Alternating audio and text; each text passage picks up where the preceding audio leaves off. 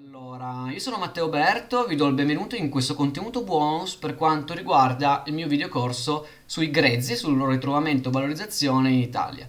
Oggi in questa intervista abbiamo l'onore e l'onere di avere Eric, un giovane collezionista di minerali in Italia, il quale ha fatto suo tutto un branco social, soprattutto di divulgazione, e per quanto riguarda TikTok, YouTube, Instagram. Mi racconti qualcosa di tutto questo?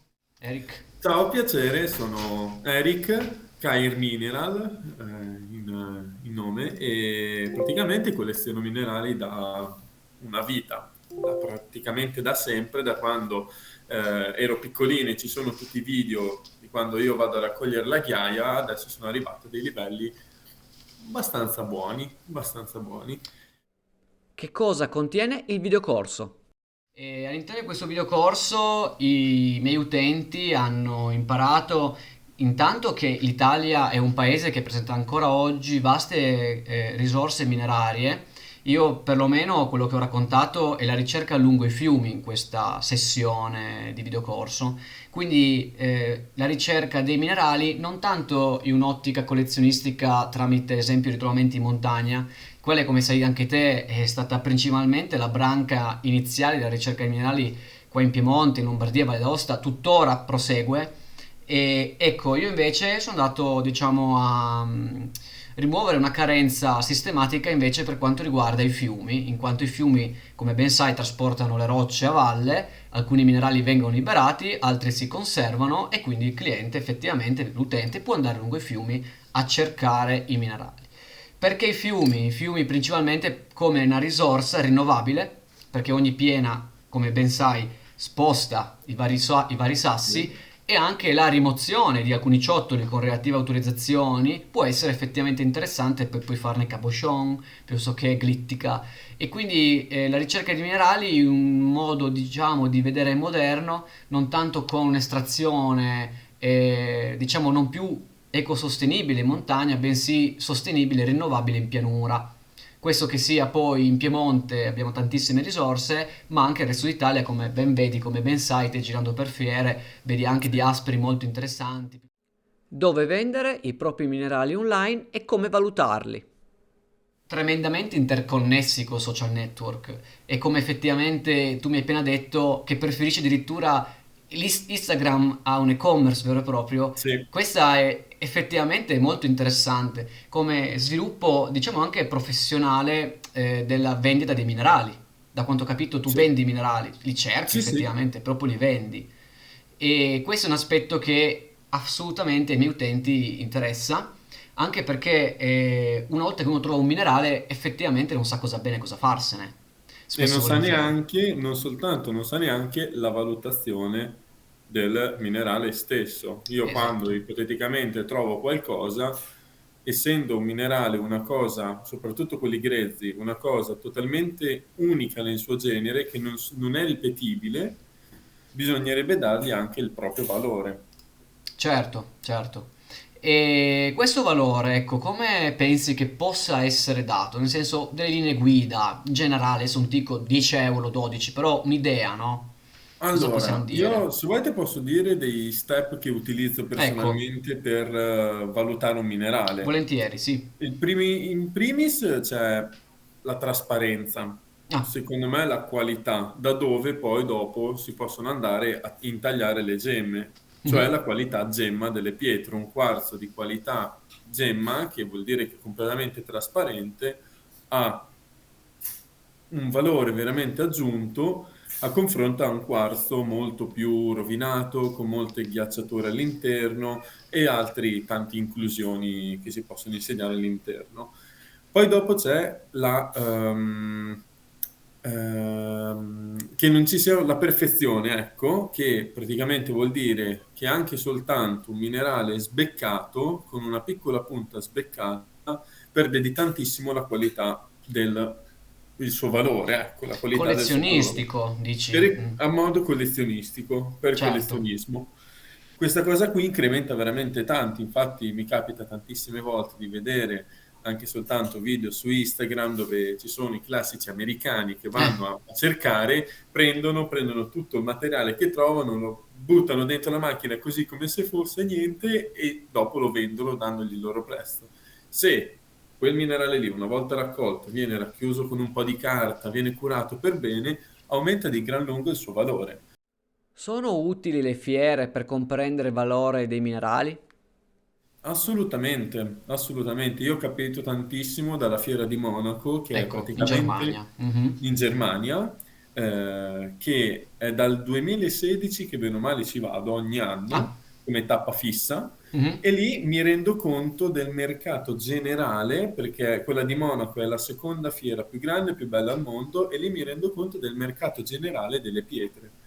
In questo preciso momento il mercato di qualsiasi pietra è aumentato in Ah, una maniera allucinante. ho notato anche sui grezzi da taglio Esatto, che stanno prendendo valore e acquistarli è complicato e è complicato addirittura ed è spendioso. chi li ha invece se li tiene ben stretti Eh soprattutto. sì, io mi Mm. ricordo che nel 2016, in una delle prime volte che sono andato a Monaco, ho acquistato dei minerali che adesso hanno, bene o male, quadruplicato il suo Wow. valore. Quindi anche il Hanno veramente minerale quadruplicato tantissimo. come un bene di investimento, quindi. Esatto, come un mezzo investimento futuro, perché se quel minerale che io ho comprato adesso vale veramente tanto, chissà fra tanto, chissà più avanti quanto può valere. TikTok è un buon social per trovare clienti interessati ai minerali? Per esempio per quanto Tramite riguarda i TikTok minerali. tantissimi Mm. clienti ho E avuto, anch'io ho sto avuto veramente tantissime notando, persone. anch'io mi sono messo TikTok 3 mesi fa e effettivamente ho tanti clienti che arrivano da TikTok. Io ultimamente Mm, ho un pochettino rallentato con mm. TikTok perché sto facendo il trasloco, se si può Ah, dire, da casa dei miei genitori fino a certo. casa qui, e Ah, quindi sto spostando tutta la roba. E poi i minerali sono tanti a spostare. E poi sono tanti, pesano, devo spostare vetrine, eccetera, eccetera. Quindi è una cosa un pochettino lunga e mi sono un pochettino fermato su TikTok.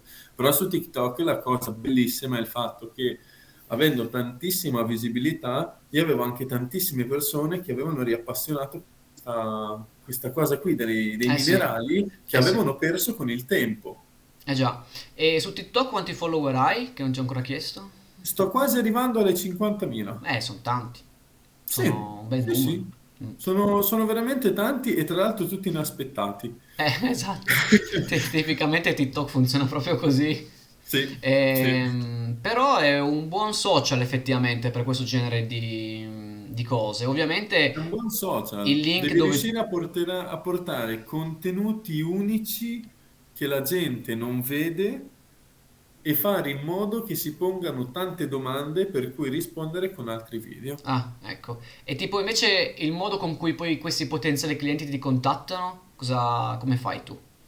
Tramite In TikTok. che senso? Tramite TikTok. Gli lasci una mail nel BIOS, c'è nella Instagram. homepage. Ah, Mi gli scrivono mandi a Instagram. direttamente su Instagram, si appoggiano ad Instagram e se ho qualcosa gliele faccio vedere tramite o Telegram, che adesso piano piano sto progettando per fare Ah, un gruppo Telegram, che è molto più veloce e allo stesso tempo non dai troppe cose di te stesso, non gli lasci il numero di telefono, ma gli eh, lasci un'email, che è una cosa molto il buona. numero. Parliamo di e-commerce, meglio Etsy o Shopify? Cifre, io vado a pagare sui 360 euro all'anno, Ok, mentre invece con Etsy le cifre dovrebbero essere ancora più alte. però sono Dipende sempre, percentuali. Però Etsy esatto, sono in percentuali. percentuale a quello che vendi.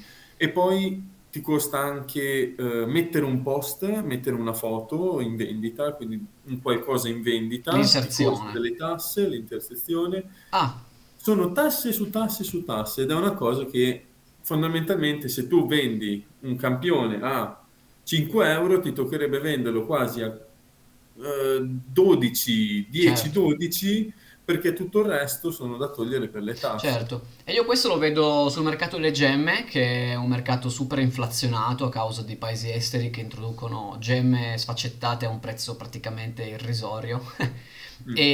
E quindi vedo delle gemme sfaccettate, dei rubini, zaffiri, Poi, ok, la qualità è modesta, nel senso il taglio è per cercare di recuperare peso, la Beh, trasparenza certo. ovviamente è modesta, però magari cercano di vendertili a 40 euro spediti l'uno, che dici ma come caspita fanno a starci dentro? Cioè a me costa di più il grezzo senza considerare le ore di taglio, poi tutte le tasse perché devi fatturarlo, perché devi avere un negozio, no? E a quel punto ci mette pure ancora Etsy e io mi chiedo come caspita fanno a farci un guadagno, perché se loro lo fanno è perché ci fanno un guadagno, se no non lo metterebbero Esatto. su, ovvio. Geoturismo estero, hai mai visto realtà turistiche sui minerali?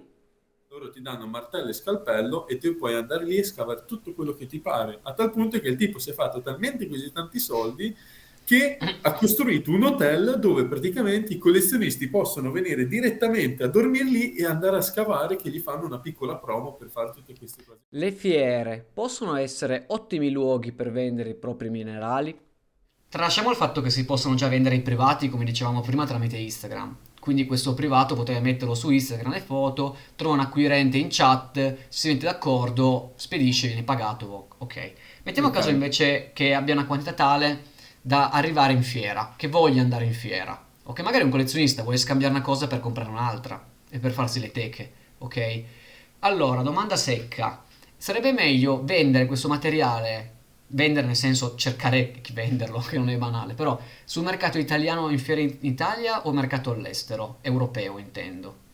Allora, personalmente dipende anche da tantissime cose. Per esempio, il minerale, se è stato trovato in una zona dove spesso e volentieri ci possono essere fiere, eccetera, eccetera, io mi opterei molto di più su fare delle fiere. Ok, Perché? Perché il collezionista oppure il tagliatore di quella zona, ipoteticamente mettiamo della Toscana, metti caso, giustamente va a vedere la fiera perché di solito colleziona la sua regione, colleziona i certo. minerali della propria Ecco, regione, quindi se interessante c'è qualcosa questo. di nuovo, se c'è qualcosa di nuovo, quella cosa lì la puoi vendere molto più facilmente. Ok, Per esempio, io avevo qualche gesso toscano, anche soltanto ritornando, spostandosi tanto da una fiera all'altra, c'è anche la possibilità di interesse. Perché? ecco. Perché io che ho portato un gesso toscano, svariati gessi toscani, li ho portati su in Alta Italia, vicino a Genova, più o meno, ad una fiera, quei gessi lì non li avevano mai visti e me li hanno presi tutti. Perché? Perché era una cosa che loro non vedevano mai, che non Esatto, avevano mai visto, non comune. Quindi questa E- bivalenza, no? Vendere il locale perché magari vuole collezionare il locale, portare all'estero perché non ce l'hanno e quindi lo vogliono. Esatto, esatto. Però giustamente all'estero si ha sempre, cioè comunque se in Italia avendo tantissimi minerali, o c'è il collezionista che colleziona tutto, o c'è quello che colleziona un pochettino più selettivo. Certo. Quindi dipende sempre da tutto il materiale che hai. E benissimo, allora io ti ringrazio e questa intervista è stata molto utile e ci vediamo probabilmente la prossima, allora direi. Ecco, Grazie a te, è stato grazie un mille. piacere e ci sentiamo prossimamente. Perfetto. E io vi rimando tutti alla visione delle prossime interviste e delle varie lezioni legate a questo videocorso.